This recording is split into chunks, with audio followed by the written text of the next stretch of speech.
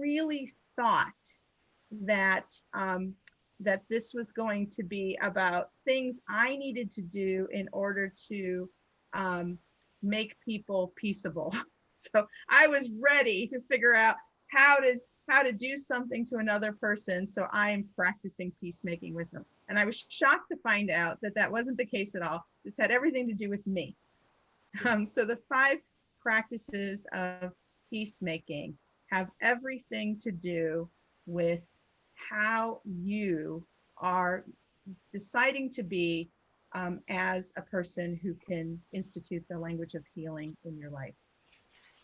So, so I think this is very exciting, and also I think it should engender a lot of questions from all of us. So don't forget to put your questions in the chat. We will interrupt ourselves to answer your questions and talk to you about that. So let me go over the 5 practices of peacemaking.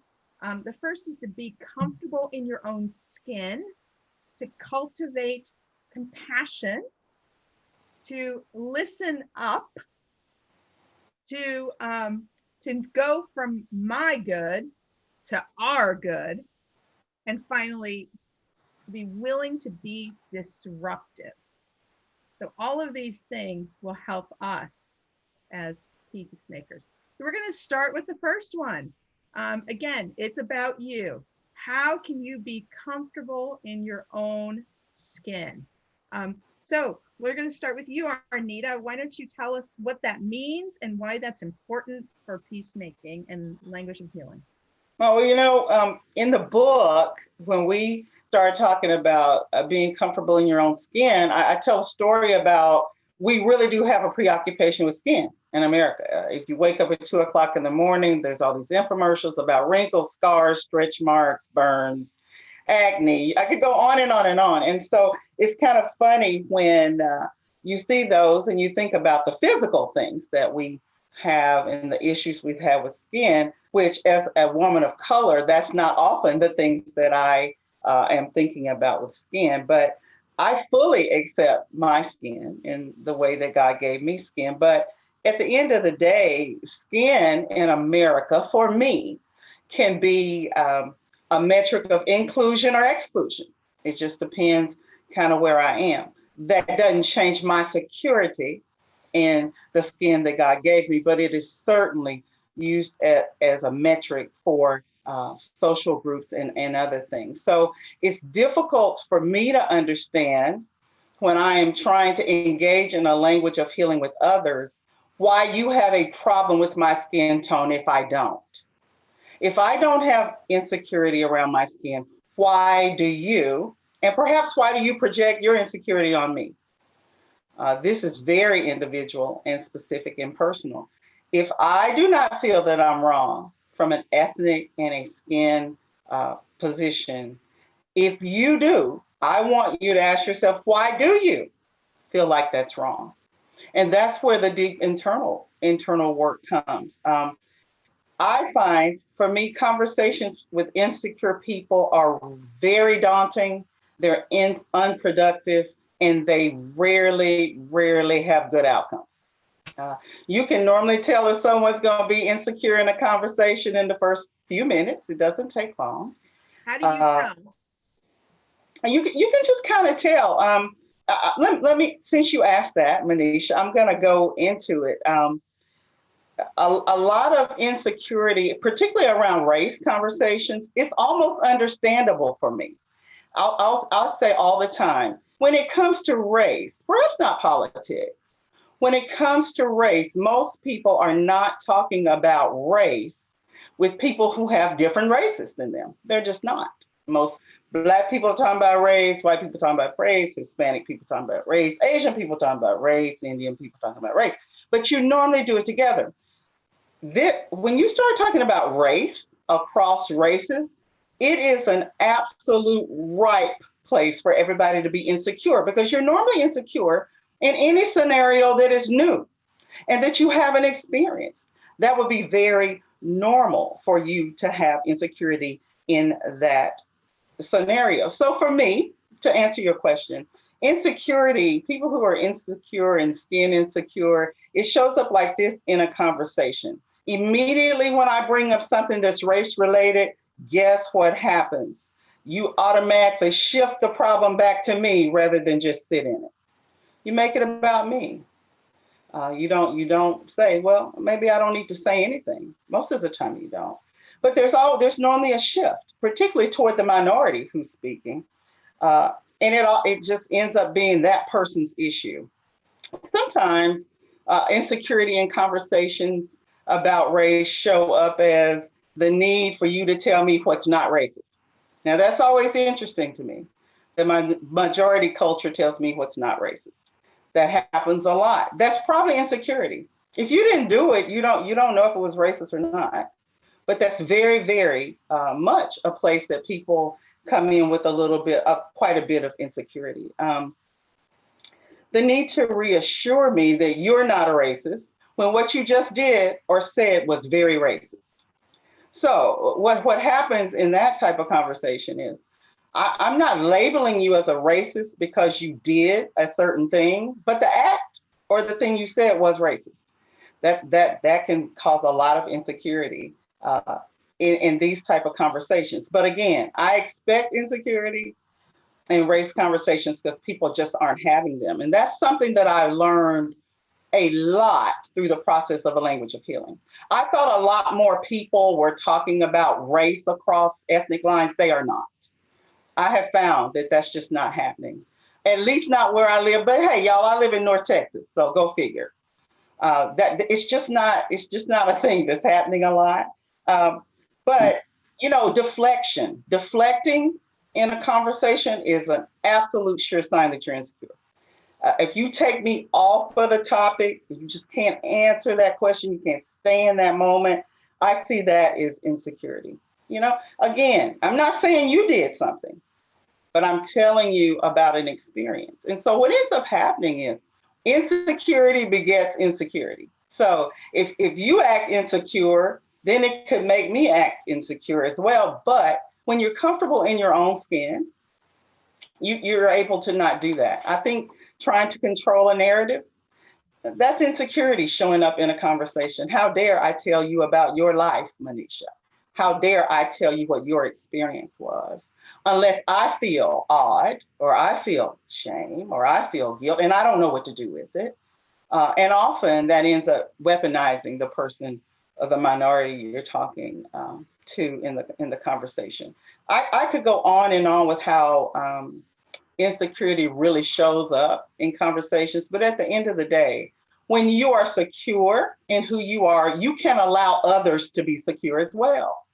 So the fact that you need to alter me shows that you have some insecurity, at least around this type of conversation. Again, I'm not saying you're a bad person. I'm just saying this, I can tell this is a new level of conversation for you.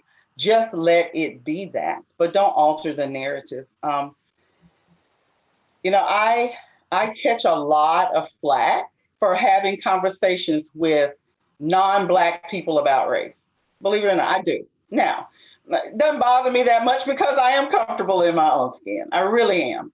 My God-given ethnicity as an African American woman is sovereign to me. It's sacred to me, and I love it. But I get all the time the pushback from people going, why in the world do you want to make it safe for white people to say racist things and still do racist things, and you talk to them about it all the time? If I were an insecure person, I'd check out. I check totally out. I wouldn't be on this podcast. I would check totally out, but I'm not. And the reason I can do that is because I'm never condoning any racial comment or action or anything. But at the end of the day, it will not change who I am, but it may change who they are and how they can bring some healing and wholeness to our communities that's so needed racially, so needed racially.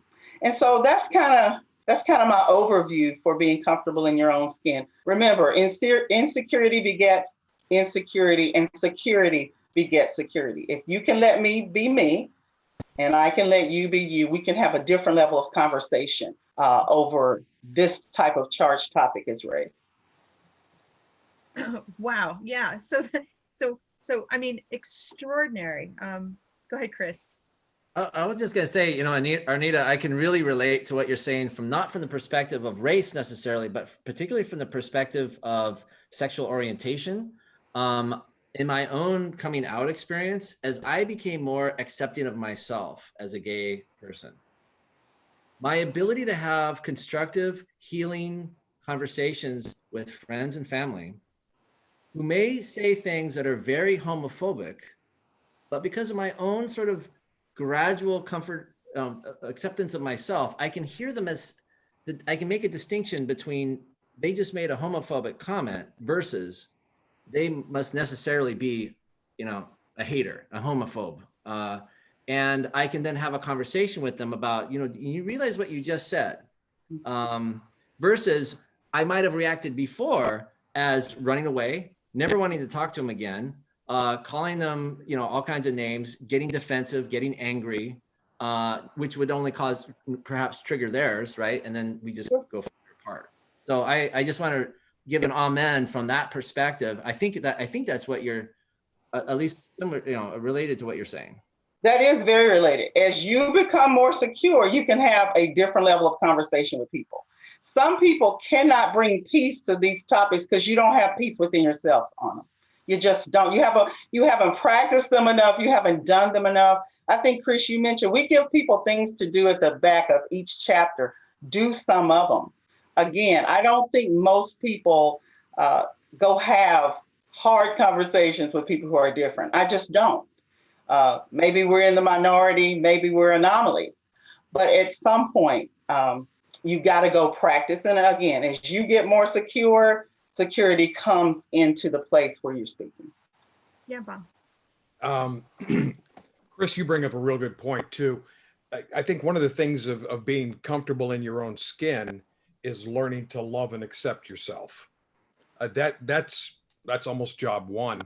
I saw something this week from Dr. Derwin Gray, and it said, you cannot love a person beyond the label you assign to them. That's why Jesus tells us to love our neighbor as we love ourselves. So it takes it all away. If I can love me, I can love you. If I can be comfortable with who I am, then I can be comfortable with who you are. But if I'm not comfortable with myself for whatever reason, then that's going to translate relationally. Does I'm curious, does it both Arnita and Chris offered an understanding of being comfortable in your own skin when you are in a minority group. Does a majority group person go through the same process, Wayne? Or are there other things that you have to deal with? Yeah, I think we all go through that process. I think we're born somewhat insecure, and we're taught early on to look for our validation among our peer group. And then when you start adding other people outside your peer group to try and decide if you're validated by how they react to you and respond to you, learning that your security and your individuality is not based on how someone else treats you or perceives you is a real earmark of maturity. I think we all go through it. It's different. I'm not challenged as much in it as somebody of a minority or marginalized group would be.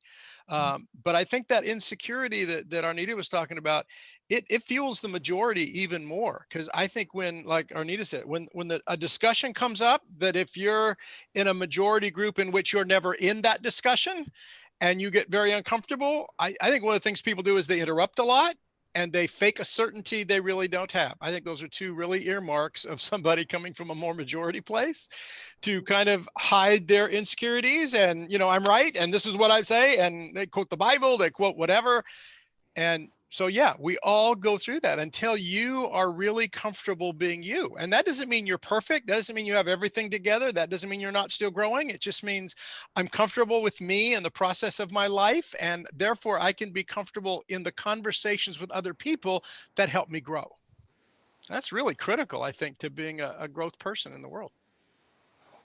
Yeah, it's interesting because I think that's when you encounter someone who is dealing with their own insecurities, I love the way that it was sort of brought up. You can recognize them. Arnita, you gave us some great ways of sort of saying, oh, okay, this is coming out of your insecurity. And Wayne, you indicated that that these kinds of actions are probably coming out of insecurity. The other thing is that it allows for a little bit of compassion because you yourself have to deal with your own insecurities, which is what I'm hearing from you, Wayne. Insecurity is universal. It's experienced by all of us. And so it will actually help us to understand that what they're doing and the mistakes that they're making because we've done it ourselves. Exactly. I think that's really key to that common humanity. But it is an aspect of growth. I think if we did growth well, personal, individual growth, we would grow out of that insecurity where I always have to be right. I always have to get my own way. Always, always, always. We would grow out of that. And I don't think our society necessarily provides an opportunity for that. That's why I think A Healing for a Polarized Nation is a very cutting edge book, because it's asking people to do things that society doesn't often ask us to do. Yeah, there has to be actually intentionality in doing it. Great. It strikes me that, love your neighbor as yourself. And we often downplay as yourself, and as if, oh, of course you love yourself. Well, that's actually, as Arnita is pointing out, that's probably the work of many of that's the work of our life, because once we can really love ourselves and believe that God loves us, then we can give that love away in a way that's honest, authentic, generous, unconditional. One of the hardest things for me to ever, this was one of the hardest things for me to explain to my children about skin privilege and that kind of thing, that people really are insecure and will treat you poorly on the basis of the tone of skin that God gave you. That's one of the hardest discussions I've ever had in my life. The sovereign God who created you individually and specifically, it's very, very challenging. It's very challenging to have that conversation with my sons. I can still remember their faces going, you mean there are people who don't like me because of the way God made me? Well, yeah. And it's really more about the other person's insecurity than you, but I have to tell you this. That was a very, very hard conversation. Believe it or not, I have that conversation with other Black women all the time, particularly when they're in majority white places and they feel like they got to fit and accept the culture of white America. Man, this is happening all the time. Like Wayne said, this happens with grown-ups too. It's just that I have learned through the sovereign love of God to be fully who I am. And that's why he sent me to the planet, to be fully who I am. And so it is a maturity thing. It's a development thing. It's a spiritual development thing as much as it is an emotional or psychological development area as well.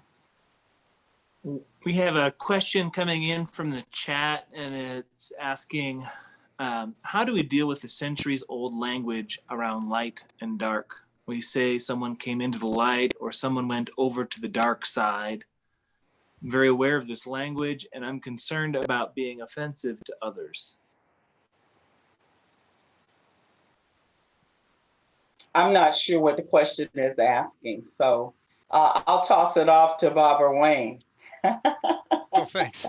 I wonder if it means if the light or dark analogy kind of gets overplayed to skin color, and sometimes we talk about that, the white knights versus the black knight in a lot of literature. I don't know if that's where the question is, or if it's just seeing somebody who differs from me and then thinking, well, they're on the dark side because they don't agree with me. And so it could be either one of those.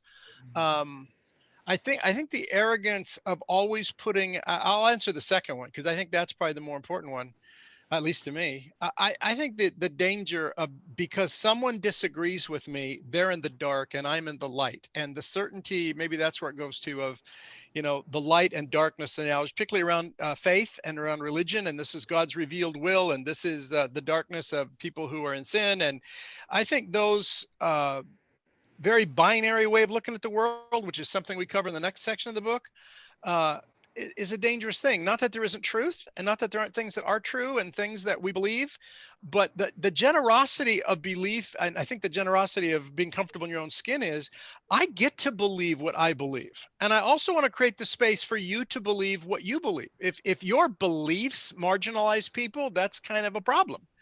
If you're willing to give to other people the same freedom you want for yourself, then you won't go into that light versus darkness analogy for every kind of political difference or every kind of different moral views.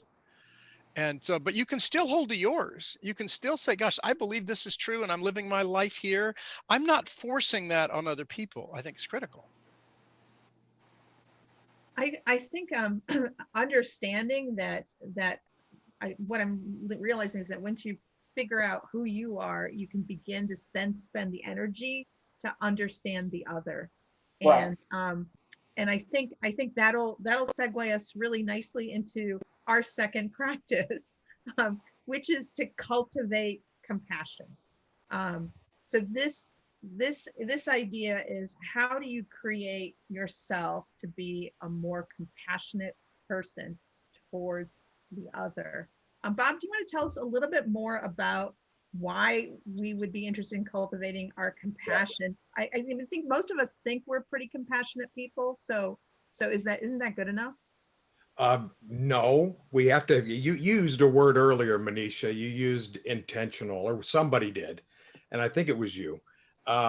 We have to be intentional about being compassionate, and then we have to understand what compassion is, what compassion isn't.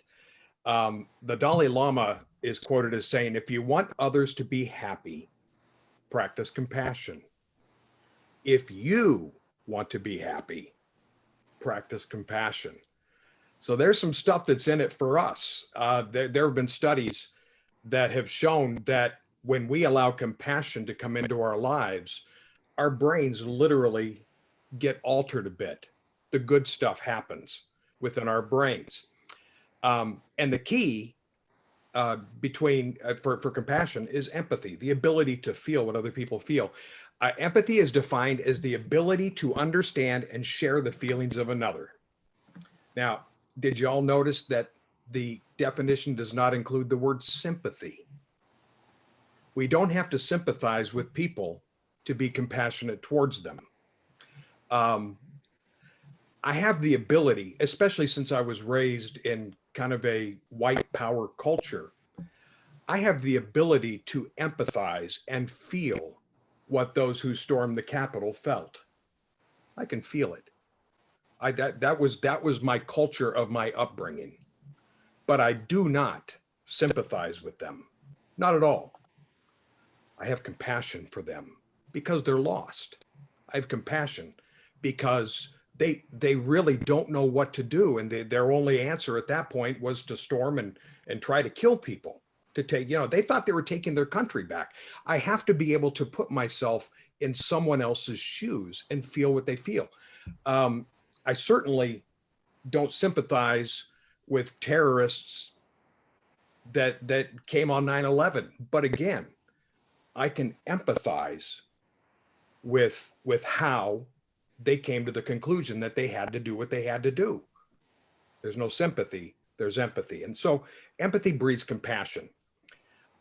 Fully functioning empathy does not require sympathy. And on a day like this, Inauguration Day, I can feel the emotional frustrations of those who think that their way of life is being stolen from them. But again, I'm not about to sympathize. I can understand without endorsement. That's a powerful tool towards compassion that heals. The ability to feel is the baseline for developing all that comes after. Without it, compassion becomes just another 10-letter word, right? So what are the enemies of compassion? If courage is truly one of compassion's drivers, which it is, fear is one of its obstacles. Compassion often requires a gut check as we step across the imaginary line of fear. Willful ignorance is the enemy of compassion. I don't want to know what I don't already know, right? And unchecked bias will stop compassion in its tracks. And then there's that J word, judgment. When we allow ourselves to be the judge and jury, it becomes impossible to find compassion. If you had known me in one of my previous lives, you would have encountered a man smug in his judgments of others. And there might be some that still would call me smug. But trust me, my name could have been Judgy Judgerson. I mean, for real. Here's something that happened recently. My wife and I gave away a feral kitten. We live next to an abandoned oil field where folks dump unwanted cats. So when they wander onto our property, they get fed, they get talked to, they get sung to. It's who I am. And so this kitten was just 12 weeks old. He'd already been to the vet and was ready for a permanent home. So a married couple came over to our house to give this guy a home. And we discovered that this couple had been part of a college group that over 30 years ago we used to lead. The wife had a really sharp memory. Remember when you told us we shouldn't listen to certain types of music? I was flabbergasted. I was like, oh no, here we go. And then she brought like 4 or 5 other things up that I had done because that's who I was. Everything was black and white, and compassion cannot be in good supply when you're a black and white judgmental person. So here's what happened to me. I've spent a lot of time metaphorically on the bench with a robe on and a gavel in my hand and pronouncing judgment as I see fit. And then one night I had a dream. And in this dream, I was on the bench. And they brought one of my daughters before me. Now, my daughters have been down some roads. They've been down some roads. So they brought my daughter before me. And by law, I had to recuse myself. I had to take the robe off and say, I cannot dispense judgment here. I'm too close to this person, to the defendant. I love her too much. So instead, I took the robes off. I got up and went down and I became her advocate, her attorney. So that's where I live now. I can't be that guy I can't be the guy on the bench. It's way above my pay grade to have the gavel in my hand. So these days, I come alongside the misunderstood. I come alongside the forgotten. I come alongside the broken. And I become an advocate. So here's the thing. What makes this timely, we're in the middle of a national crisis, right? Right now. So today we've moved further apart as our hatred for all things not us, my hatred for all things not me, is exposed. So here's the trick. Are we able to allow empathy to enter this current national dilemma? Can we feel what is felt by those with whom we disagree? You know, I used to be about as far right as anyone could be. I can still remember listening to the very first Rush Limbaugh national show, and I was hooked because he was speaking my language. He was speaking my language. But eventually, I recognized how toxic my personal politics had become. I was losing friends. Yet on the other hand, you know, I often watch the far left enter spaces that I just didn't feel I could enter. So I'm in the middle. And here comes empathy as I began to feel the pain of those who I had once ridiculed and marginalized. And today, as that man raised in white power, I'm doing my best to learn what it means to be an anti-racist. I can't sit back and say nothing. These days I speak up, and I speak up loudly. So I have empathy. And I can feel what many folks who look like me feel. It's kind of a fine line to sort of, you know, speak the truth, continue in your truth, but to also say I refuse to be the judge over you, and I'm going to take the energy to try to step into your shoes. I find that a kind of a challenging way to live. Well, it's beyond challenging. It's almost impossible, but at the same time, it's imperative. If we can't begin to feel what those that we disagree with are feeling, we're doomed. We are completely doomed. We may as well just turn in our cards right now, because it's done. It's done. We have to be able to when we empathize, understanding can come. We have one comment in the chat or a question, and it's asking a little bit for the distinction. I heard you speak on empathy and the difference between empathy and sympathy. And then they're drawing in also the notion of compassion. So the first note or question says, I get empathy. You mentioned empathy for the 9/11 participants, which I think I get, but you suggest we should have compassion for them. That I don't get. I guess observation for you to respond to. Yeah, sure. It's again, let me be clear. I don't have sympathy for them at all. I don't sympathize with them. But, from where I sit, and I do lean, for being a guy who listened to Rush Limbaugh, I lean a little bit left these days. And so when I look at the Middle East situation, a lot of that has been, a lot of that is a reality because we as a nation want to be comfortable. A lot of stuff is about oil. It just is. And we want to maintain a standard of living that we've had. So yes, I can empathize. I can feel because there are people in places like Iraq who have lost family members because we want to keep our home at 72 degrees. Let me just be blunt. And so, yeah, I can feel that. It doesn't mean that we go kill people. It doesn't mean we fly planes into buildings. But I understand the frustration. I can put myself in someone's shoes. I hope that helps. Yeah, I think it does, and I think that so the follow up, or it's from another person, but where does evaluation stop and judgment begin? Do one of my others want to take it? I want to comment on the one we just talked about, because if I could go back to that one, because Bob's using obviously the most extreme examples. And one of the things we talk about in language of healing is start where you can start. You don't have to start having compassion for terrorists. Right. You can start by having some people in your family, extended family, people at work who see the world differently than you do, and find out why they see the world differently than you do. One of the things that we quote in the book is there's no one you wouldn't love if you knew their story. And that's true for me. When I can be disapproving of someone and what they think and do and how they live their life. But then when you hear their story and you see what they dealt with, maybe the abuse of a father, maybe distant parents, maybe whatever, and it's led them to survival skills that they had to do to survive, but may not be, in my view, the best way to live. But boy, when you have compassion for them and understand, and I think that comes out of understanding the story, now you have an opportunity to help each other, maybe see differently, maybe find different avenues to express their frustration. So I would add that to that. Just don't start with the terrorist in your life if you're practicing compassion. I just start with the annoying neighbor or the obnoxious coworker. Yep. Yeah.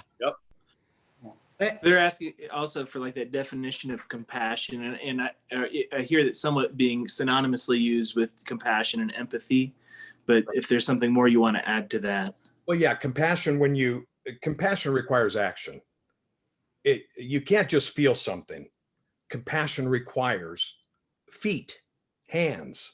It requires action. So I've been Santa Claus for the past 10 years on the poorest street in my city of Bakersfield, California. There are 200 children that live down there that are the children of trafficking victims and drug addicts and people who have just lost hope. I mean, they're living in squalor. I feel sorry for them. Through no fault of their own, there they are. But if I don't do something, that's just pity. When I do something about it, that's compassion. Yeah, it's interesting. I think we probably should add, I know a lot of the people in the room have not read the book, but if you grab the book and you have the book on page 101, we define compassion for you. And we say that it's a genuine concern for sufferings and the misfortunes of others. So we give it that definition in the context of our conversation. Not to say there are not more definitions of compassion. If you look in the book, I talk about primary, secondary, and tertiary compassion. There's levels of compassion. So, but in general, understanding the misfortunes, the sufferings, the hard life of others is a builder of foundational to what compassion is. And again, it should move us to do something. If we're practicing biblical compassion, it should move us into action, whatever that action is. It might be bring somebody's garbage can from the street up to the house. I don't know what that is for you, but compassion is something that moves us into action. We just don't sit back and let people suffer, see misfortune, and just go, oh, well, you're on your own. That's probably not compassion. And often when we do that, we have made a judgment against those people. And let's be clear, you cannot love what you have judged. Period. Yeah, I think that's a very powerful statement. Because when you have judged someone, again, you're doing that thing which Bob you talked about. You're removing yourself as an advocate and calling yourself something different, and you cannot be in both roles at the same time. Can be, absolutely. Yeah, that's really great. Did we have any more questions from the chat? Go ahead, Chris. I've got one that I want to ask, because this has been this is the question of some people who aren't on this. They objected to this class per se. They objected to this course per se, because in their mind, this is their question, and I'm paraphrasing a couple of the emails I received. How can you listen, have compassion for, have empathy for those who are trying to, in their mind, kill you? These are folks, without giving away their politics, their position is asking me to sit down with those who disagree with me politically is like asking Jews to sit down and listen to Nazis. That's literally in the email.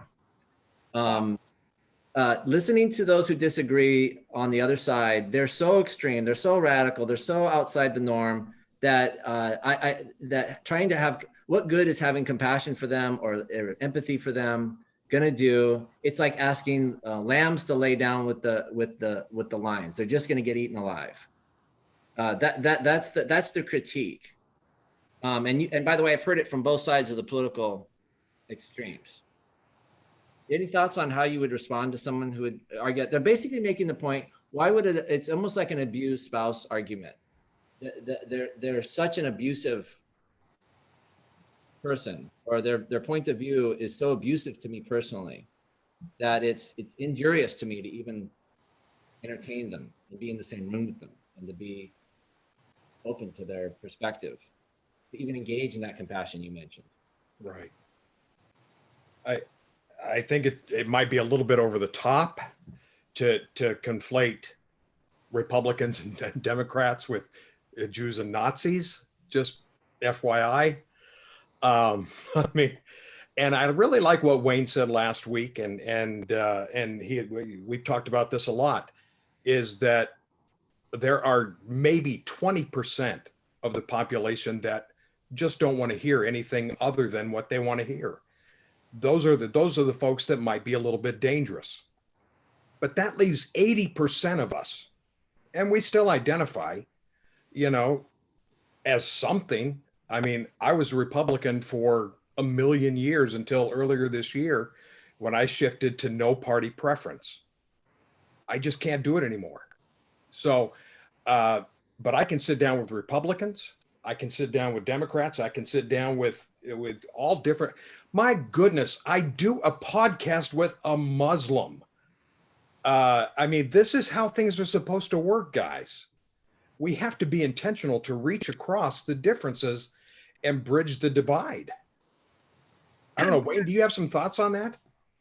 Well, I would obviously, and I think we often do this. We get to a discussion like this, and we take the most extreme example, and we extrapolate it into groups of people.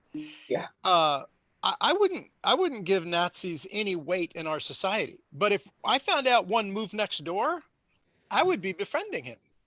And I wouldn't befriend him for anything other than I hope to find out what damaged him so much that he thinks that's an answer, and maybe find a way to give him help to get out of it. Now, that I would do that because I always get to know my neighbors and see if I can be a different influence in their life. But I think we need to back up and talk more in the realistic setting where these things work. I wouldn't love all Nazis. If my son were convicted, or if I was suspicious that my son was a serial rapist while he was living in my house, my love for him wouldn't mean I would hide his crime. I would turn him in. I would make sure he's gotten out of the environment where he can do damage to people. And then I'm going to be the first person down there every day to visit my son to find out what happened in you and how can we turn this around so that you can find a more whole way to be in society. I think that's what compassion is. Compassion isn't you let people get away with murder, for Pete's sakes. That's not it at all. Or that we can't honestly say that's a dangerous way to think and that's a dangerous way to believe. And I'm going to mitigate against that. At the same time, I might find a personal way into your life because I want you to find wholeness.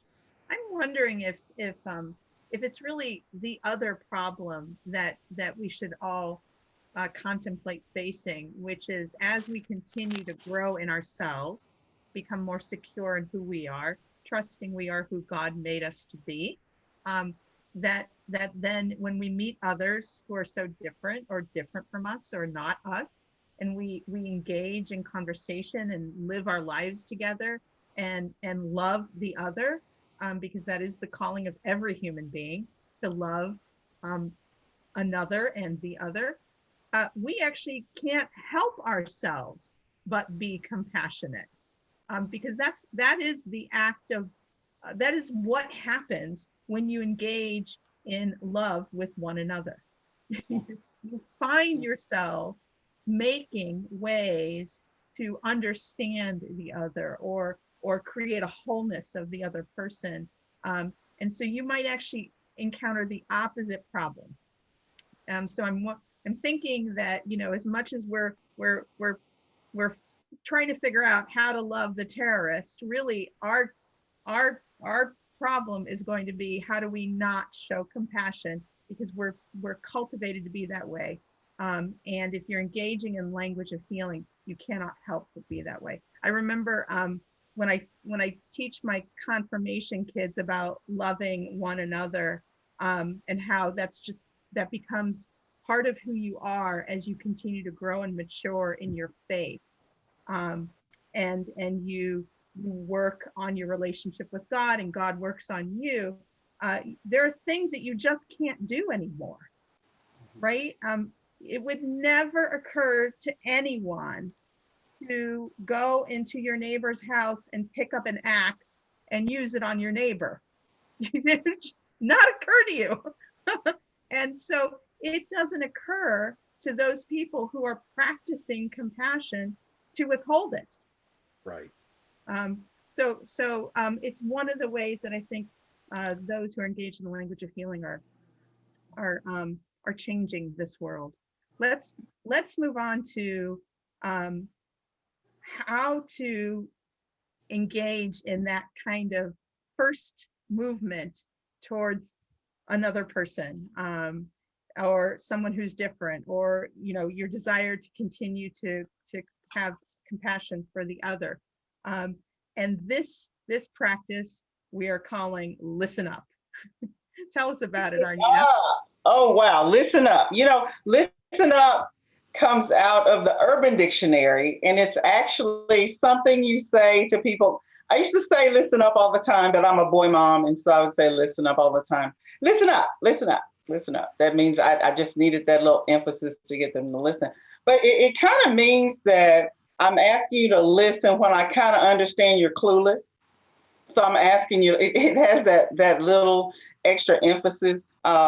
It can infer, I may be saying, I kind of get that you don't have an idea on what's going on here. I do, but I need you to listen up. And so it was very interesting today that I think I listened to President Biden's inaugural address, and it was funny. My phone started going off. People started sending me messages and emails. Wow, I hear the language of healing. I hear a language of healing. I hear a language of healing.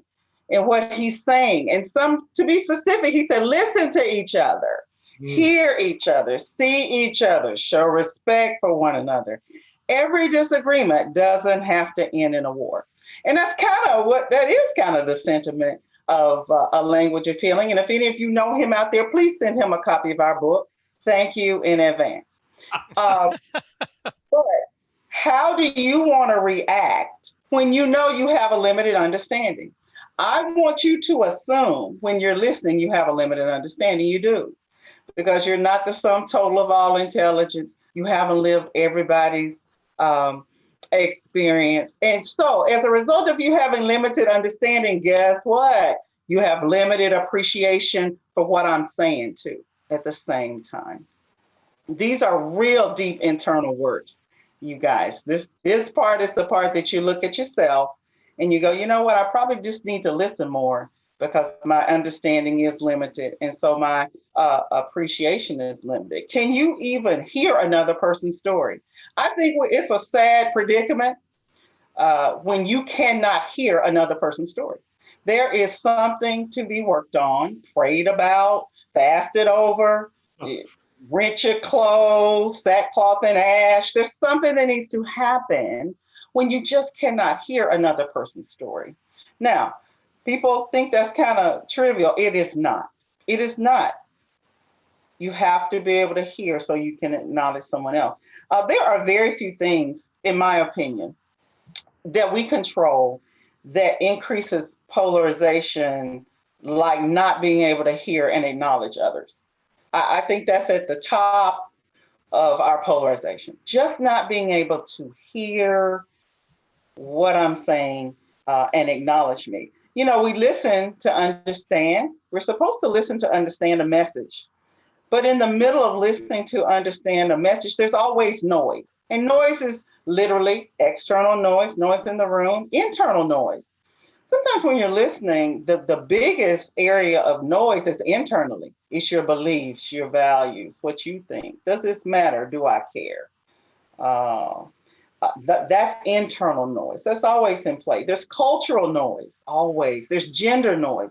There's semantic noise. Words mean different things to different people. So actually being able to listen is quite a feat, to be able to listen well. Because in active listening, you're hearing and you're trying to understand at the same time. Now, some people can do two things at one time. This one is a little challenging, and it's because you listen with your mind cognitively, you listen with your ears physically, and your face, because normally when you're hearing something you don't like, you make a scowl. So if you're right there in front of someone, they know how you feel about them because they're listening with your face. And you listen emotionally with your feelings. So you listen cognitively, you listen physically, and you listen emotionally. Normally, unless you have really got a good hold on it, when you are listening, the emotional piece will come up first, right after hearing. The cognitive part is not the part we default to. And again, these things are happening simultaneously, but I'm asking you, when someone wants to tell you a story or their truth, I really, it's so important that you're able to listen and probably harness some of your emotion on what you're hearing. Because when you don't, you wanna give me advice. Well, I'm probably not asking you for advice. I probably just want you to hear me today. Hear me to understand. I think if one thing can bring healing, can bring us more together, can bring us more toward our own humanity, it's going to be if we implement being able to actively listen to people. Again, we don't have to. Stephen Covey, I love Stephen Covey and I study leadership. And so he'll say, most people listen to respond. That is true. I can think of so many conversations around race, and people are just listening. They have checked out in the first 5 minutes. They are trying to respond to something I said at the beginning. They are not hearing the thread of the message. They are not trying to understand. They go back and confront me on something I said at the very beginning. And again, if it's my story and my truth, why? Why are you doing that? That lets me know that you're not listening. So just in being a better listener and being able to be a person who can bring some wholeness to a conversation, particularly with your family. Come on, y'all. It's time to make up with family and kind of go toward them. And unless they're gonna bring something out and smother you with it, come on, let's be about getting back in alignment with our family and again, finding some neutral things we don't have to talk about. But being a better listener, you build rapport with people. People trust you more. You become more receptive. Receptivity is a great quality of someone who can bring healing. That means I can come to you and you can receive what I say. You're not going to shoot it down. You're not going to badger me. You're not going to weaponize me with my own words. You're just going to hear what I say. That's when you know you're active listening. Listening helps you to understand, but it makes you open your mind. Some people just don't want to open their mind. Back to what Father Chris was saying, there are some people who cannot possibly engage in these conversations. We've never said that. We were very clear. This book won't be for everyone. You are listening in on a conversation with Bob, Wayne, and Arnita, and we have 14 of them. You don't have to buy into any of that. We know that this book is not for everyone, but there are enough people who would like these tools that can find some level of learning and understanding within what we say in the book. You know, listening, active listening takes a great deal of humility. And when I'm talking about humility, I'm talking about remembering you are not that other person. That takes a lot of humility. They are not you. I am not you. You are not me. And once you understand that, a lot more will make sense. I'm not you. Don't yoke me with that. Why do you yoke me with that? We are never going to agree on that because that's just not the truth.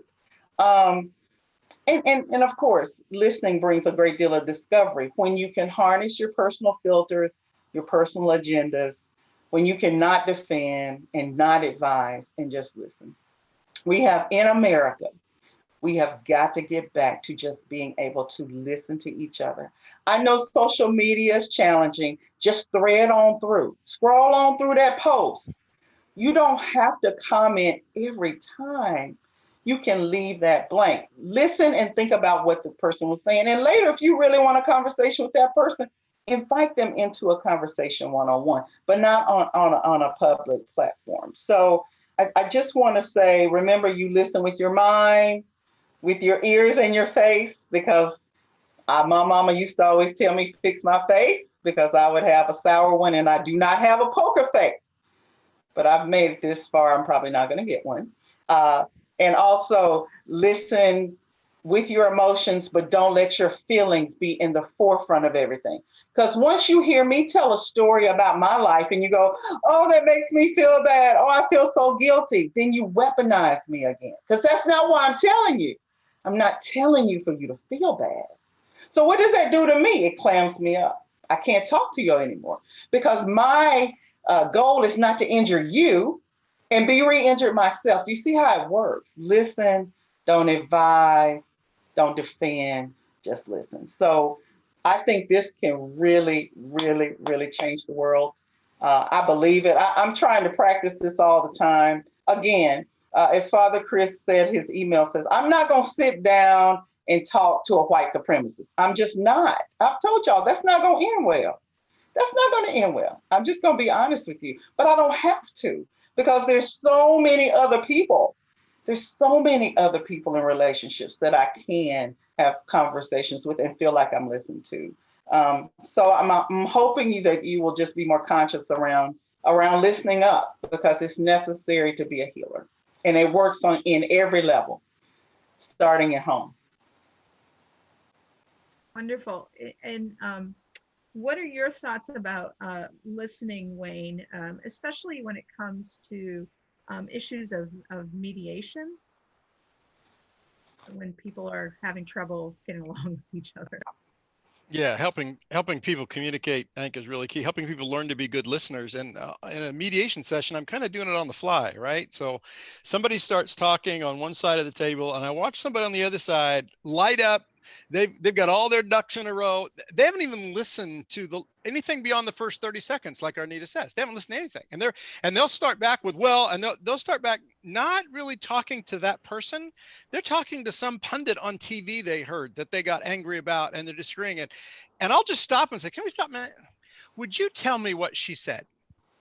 And the person will look at me and say, well, she said that. Well, no, it's not exactly what she said. So what did she say? He said, I don't really know. I said, yeah, well, why don't you repeat it? And I'll actually make a room full of people starting out. If you're going to disagree with someone, you need to state what they just said in a way that they'll agree with and say, yeah, that is what I said. Okay, well, now you can disagree with it. And it really is helping people get over these, because a lot of people, don't we all, we have these arguments in our mind with this other that we put together from media, from all kinds of things. And we're not really talking to the person who's in the room with us. The other thing Arnita said that I wanted to go back to, because when she said, you know, I wouldn't probably talk to a white supremacist, that wouldn't turn out well. We heard a story of a black male nurse in Texas when we were doing a training who was assigned care of a white supremacist. He had white supremacy tattooed on his chest and he didn't wear a shirt.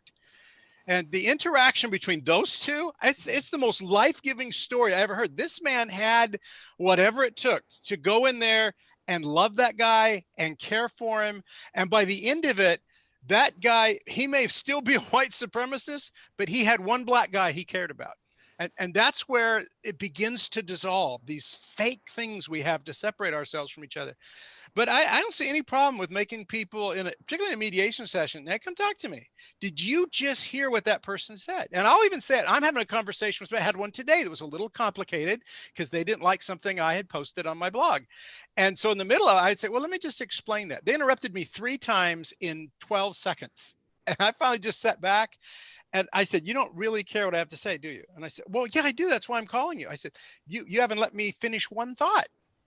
And they went, oh, yeah, I probably haven't. And they learned, they can learn to just, if you want my thoughts, listen to them. And if you don't want my thoughts, then if you want to just tell me what you think, then I'll hang up. I'm done. I'm not going to force you to listen to me, but I will listen to you.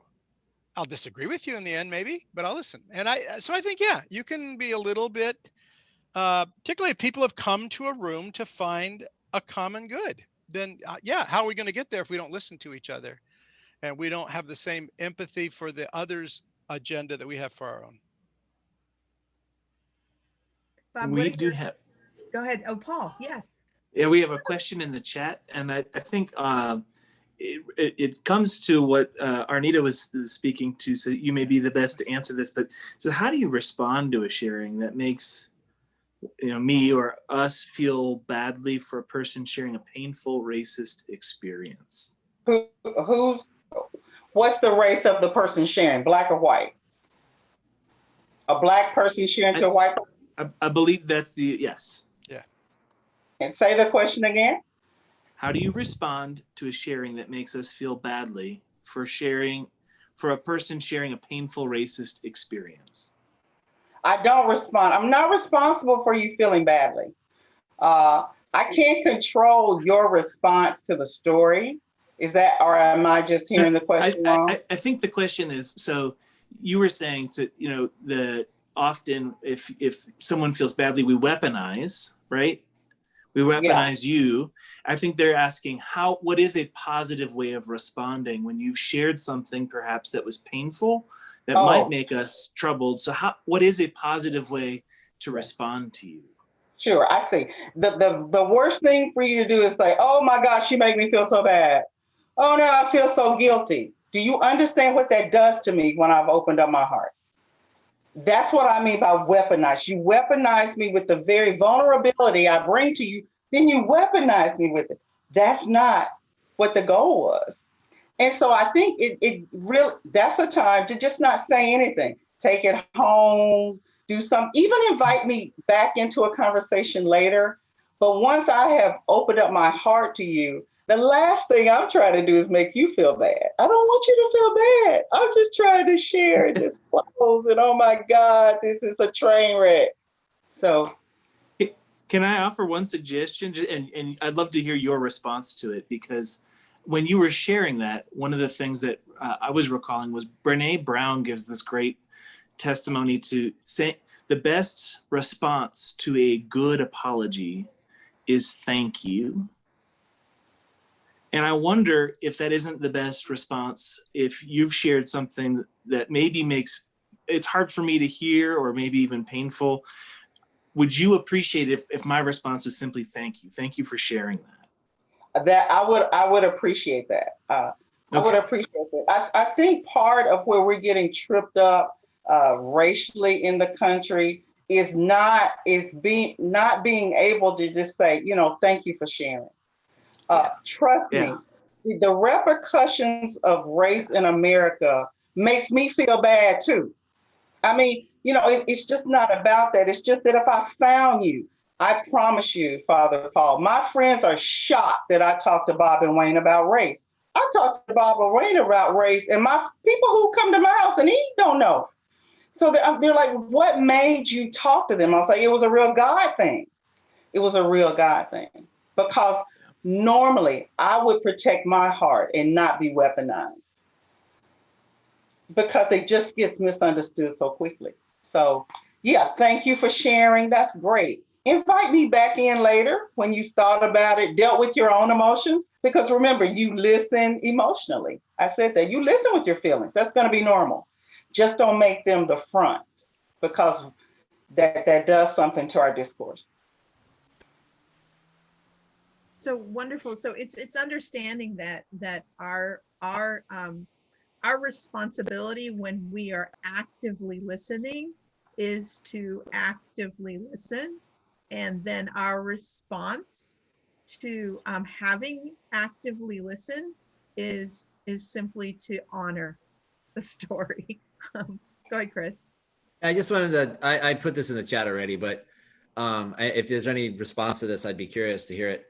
It strikes me that my ability to listen to others, to deeply listen, to really disarm myself and listen is inextricably connected to the first practice you shared, Anita, which is accepting yourself. And so for me, when I find myself being triggered by a person I'm speaking with and I'm not able to listen, I need to dive in, I need to defend myself, I'm finding myself needing to do all this and interrupt.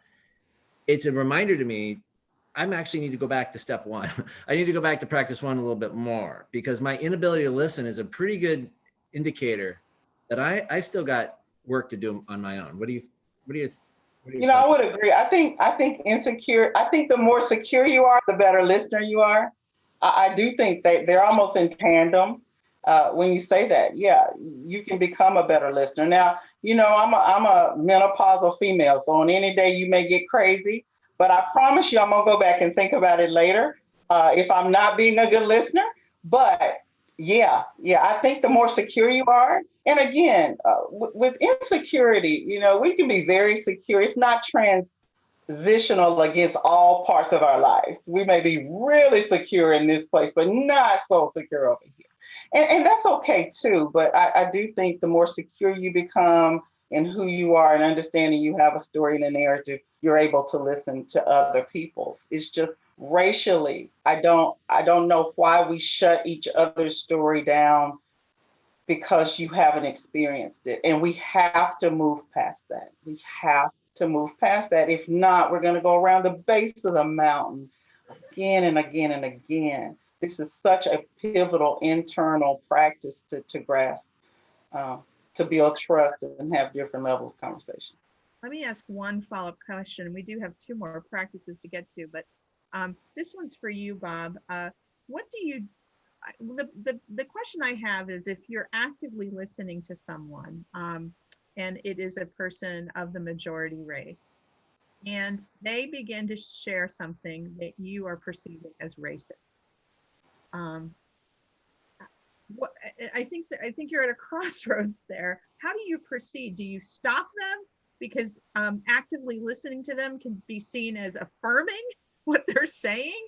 So for instance, if they said something bad about Muslims and you're like, what do I do? How do Listen, you manage that? You've just asked a question that is my wheelhouse, because I sit with those who have those issues. I sit with white supremacists. I sit with people who have not yet figured out how to just get along with others that aren't like them. And fear is almost always the base. And when they start down that road, I will let them speak for a little bit. It's almost always at a coffee shop or something like that. And I do that almost every day. I'll let them get a little bit down the road, and then I'll stop them and say, do you hear what you're saying? And I will push back. I'm not afraid to push back at all. Do you hear what you just said?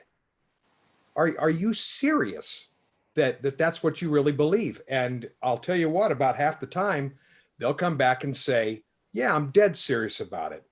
And I'll say, why? I just want to understand. I want to understand why it's okay for like I sat with a sheriff's deputy a couple of years ago, and he told me a long story about how the first thing he learned on the force here in Bakersfield was it's always the black guy. And so he profiles and stops black people just randomly. And I said, well, that's not right. And he said, I don't arrest them. No harm, no foul. They get to go home. And I said, you're completely missing the point. And he goes on to say, there should be schools that are all white. There should be this, that is, he believes completely in segregation. And this is a public servant, guys. Here's what I say when somebody shares something that is painful for them. Oh, that hurts my heart. It hurts my heart. I'm always honored when they share it. But I don't let them go unchecked. There's no way on earth that I'm going to let a racist or a xenophobe or a homophobe go off unchecked. They're going to get checked by me gently. And if they don't respond to that, then it might be a little more than gentle. I'll be pretty firm and say, listen, you really need to get outside of your own head. You need to get outside of your own bubble and the things that you think you already know, and begin to experience the things that you don't know. Pretty easy. Much to think about and much to ponder. Thank you. We have some great questions in the chat. Paul, did you want? We can move on, or try to recap one, and I think the response won't take terribly long. It is kind of a follow-up to Arnita, and part of the conversation we modeled the follow-up to that, saying one way to respond might be, and they include this as an example in quotes, I'm glad you shared this with me. I'm so sorry this happened to you, and I'm sorry these acts of racism happen. I can only begin to imagine what you felt like when this happened. I'm not sure what I can do to help right now, but I hear you, I see you, I care about you. Someone else commented they'd really like to hear Arnita's evaluation of that type of response. Well, Arnita is a type A personality. Whereas I would appreciate that. It's a little bit much for me. It sounds like a counselor response, which I love. I'm a pastor, but I don't know about counseling. I'm a wise counsel pastor, so I'm just going to keep it 100. You don't have to just hear me. Just say, hey, I hear that story. You don't have to apologize for racism. I don't think that's necessary for you to apologize for ancestral racism. I really don't. I'm not that chick. But if I'm telling you a story that's happened to me that most people in my life haven't heard, I need you to just hear me. You can say, hey, I'm sorry that happened. You can say that, but I don't need a whole lot. I think in these situations, less is more. Really, I do. The fewer words you say are better. Again, if we have a relationship, you probably can re-engage with me and say, I was thinking about something you said and I want to have a follow-up conversation. That's if we have proximity. My issue with a lot of my friends that I had proximity with, they did not want to hear about my struggles as an African American woman. We're Christian, we love Jesus, we do life together, but that race stuff, I don't want to hear that. I don't want to hear that. That was very, very overwhelmingly hard for me. But I learned. So. And yet here's the language of healing in action. Those are some of the words that I say. And Arnita knows this about me. I am touchy-feely that way. I'm the guy that leans in during the conversation. I'm the guy that does those things. And so, when people start sharing the brutal stuff, those words come out of my mouth, I promise you. But they're meant sincerely, like, hey, and I always make sure to let people know, thank you for trusting me enough to share that story. That's a good word. Yeah, that's a good word. Because there is a great deal of trust if I disclose that to you, because I'm not talking to most people about that. Right. And so type A, touchy-feely, and then there's Wayne, and we wrote a book together. So, there are ways through, guys.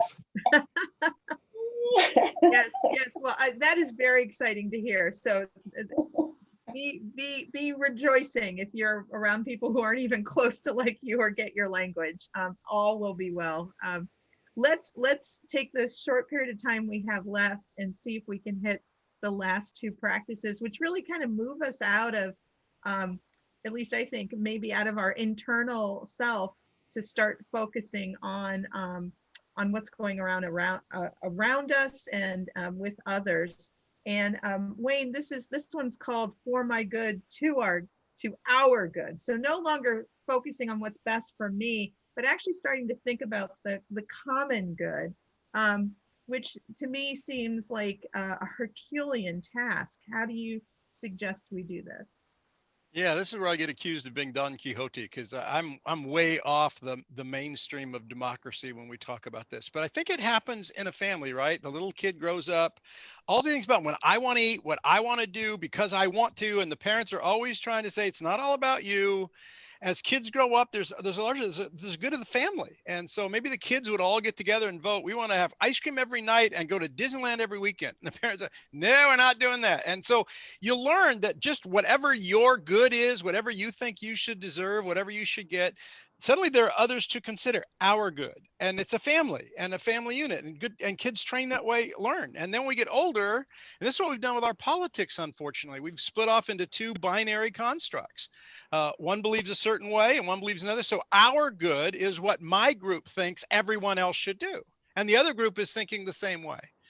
And I think there is a level of maturity. And a lot of things we're talking about in the practices of a peacemaker, you'll notice we're not talking about 101 stuff. We're talking about 801 stuff. We're talking about stuff that's down the road a bit, to be able to be comfortable enough in your own reality to be able to say, this nation, if we're going to have a nation that survives, it can't be one side against the other, or every 4 years, 8 years, we change administrations, we change all the laws, all the executive orders going out today to retract all the executive orders that went out for the last 4 years.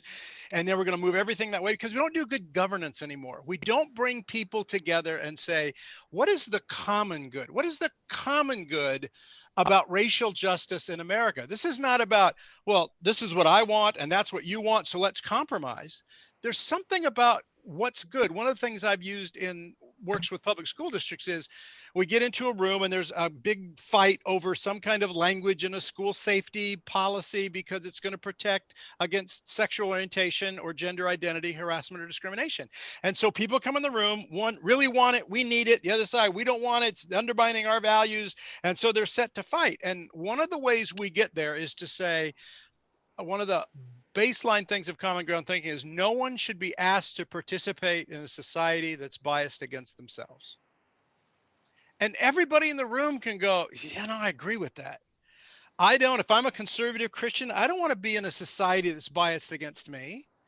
And if I'm on the left on racial issues or sexuality issues, they don't need to be in a society that's biased against them. And I'm not willing to take more from myself off the table than I'm willing to give people who are different from me. That's a mature kind of thinking. Our political parties don't model it. Our Congress doesn't model it. So but I've seen groups, I've said coming into the room, we're done tonight when 80% of us agree on a solution, and the room's polarized 50-50. And they laugh at me because I think it's a joke. But when I start educating them and letting them educate each other on what the other side wants, I watch an amazing thing happen in a room when people decide, oh, it's not just about my good, not the country. I get to have the faith I want. I can go to the church, synagogue, mosque I want. I don't have to go anywhere if I don't want. In the private spaces of our life, we have great liberty. In the shared spaces of society, that's where we've got to work hard at saying there is something called a common good. That is everyone treated fairly, everyone treated justly, and we manage our differences. We don't use our power to minimize our differences or to force our will on other people. Like I said, this is where I'm Don Quixote. I think most people in America would want a fair, level playing field if given the opportunity to ask for it. We don't engage the conversations that allow it to happen. And those negotiations I've been in, the most powerful moment in the room is where somebody on this side of the table makes an argument for someone on that side of the table. And they'll actually say, I know we've suggested this language, but I think you would be uncomfortable with this. And the other side goes, yeah, in fact, we are. And now when you're looking out for the other person's perspective and you're guarding them, to me, that's the most powerful voice in the room. Someone arguing against their personal preference or against their party's agenda.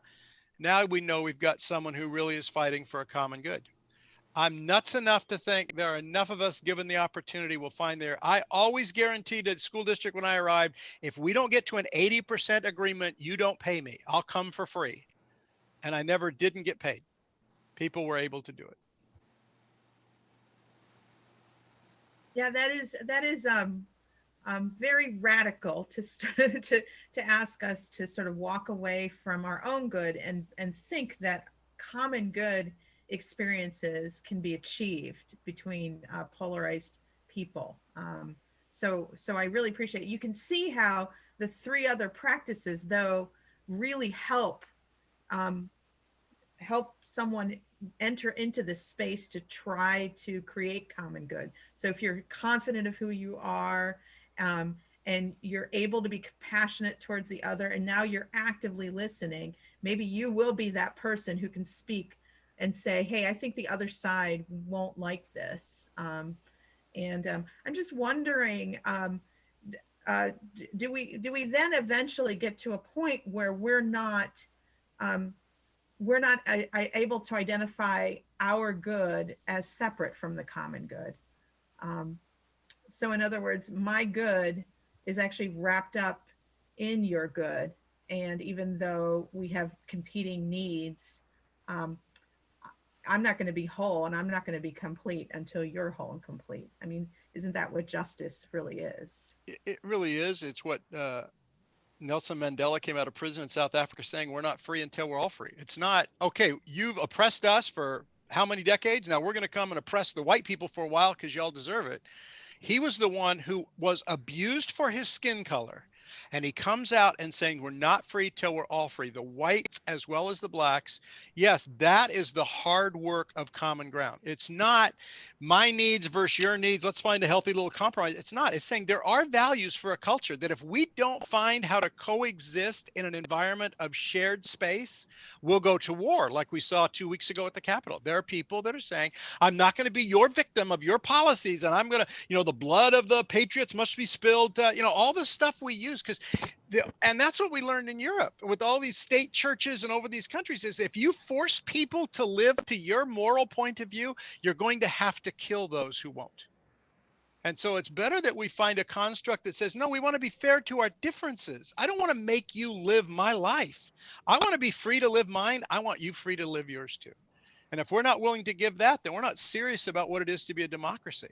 If it's just, we're going to take power for 4 years and make you do what we want, which is, what we often do, then we're going to keep having this ever deepening polarization in our country by people who feel victimized by other people. And we've got to turn that around. That's how crazy I am. Yeah, you are pretty crazy. I would say that Luther would agree with you. Martin Luther, he actually understood salvation as understanding that your need to take care of your own good has been taken care of by Christ. So there's actually no need to worry about your own good. And so that the good of the other, the common good, is your good. Isn't that good? I love that. Spend all of your energy caring for the other. So yeah. Wondering if we had any thoughts or questions by others. But I think you've begun to answer the one early question was how can we keep a minority included in the common good? And I believe you've really kind of said that in your response there a bit. Then also, when do the two sides in the school district start thinking about the good of the children and teachers instead of just their own positions?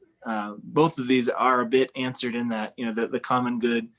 And I think that is one of the things we're called to encourage people towards is considering the common good or the good of the whole, where we might be accustomed to considering our own good. When both sides walk out, because there was a policy the school district was going to pass, and it was pretty much on a leftist side of things. And then when we got this conversation and brought conservatives in, and how could we have this policy in a way that doesn't violate other people's faith they feel like is being discriminated against. By the time we rewrote the school policy, both sides walked out individually. People on the right would come to me and say, this is such a better policy than the one they were going to pass. And the people on the left came out and talked to me and said, you know, this policy is far stronger than the one we were going to pass. And it's far stronger because we've all agreed. And we've all going to take these elements of danger in our school district seriously. And because you don't pass an anti-harassment policy 5-4, you pass it 9-0. That's what changes a culture. So I love when that happens. It's always a miracle when it does, I think. Yeah. Well, let's figure out what's good for the common good today, because we're almost hitting our time to end. We didn't get to talk about the willingness to be disruptive, which was going to be not surprisingly led by Bob. What? Yes, they know you, Bob. They know you. Yeah, I guess they do. Yeah. He can jump on it next week, I think, just very Oh, of briefly at the course. beginning. Yeah. Of We'll, course. we'll do that. What we'd like to do is again, thank you for being part of this, and don't go away, because we're going to finish with prayer. Every good peacemaker, every person who's practicing the language of healing is engaged in a prayer life, because you cannot do this alone. You have to do it with God. So what we're going to ask you to do is go ahead and mute yourself. And I'm going to pull up Compline, which is an ancient kind of way of worshiping at night, to put yourselves to bed with the grace of God. I'm going to be leading it, and then Father Paul is going to say the words in bold that you are going to say as well, but you're muted. So really only you and God can hear it, which is exactly who needs to be hearing it. And so I'm so grateful for you all for staying. Let me get Compline ready. I invite you to just take some time, take a deep breath, and we'll start Compline.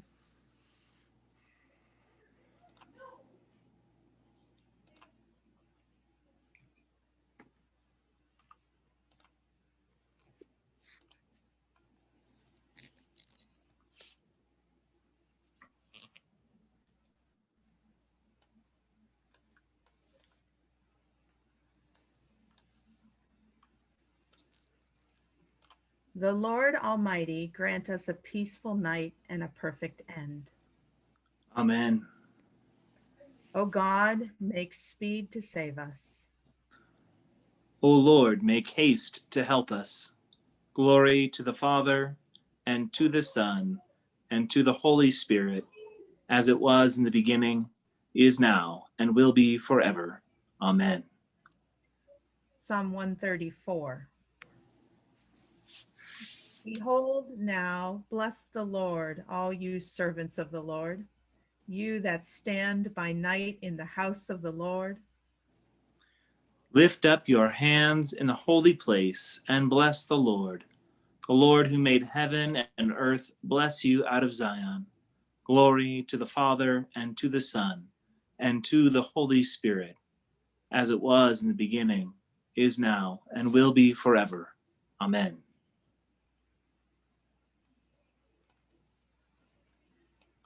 Listen to the scripture from the book of Colossians. Bear with one another.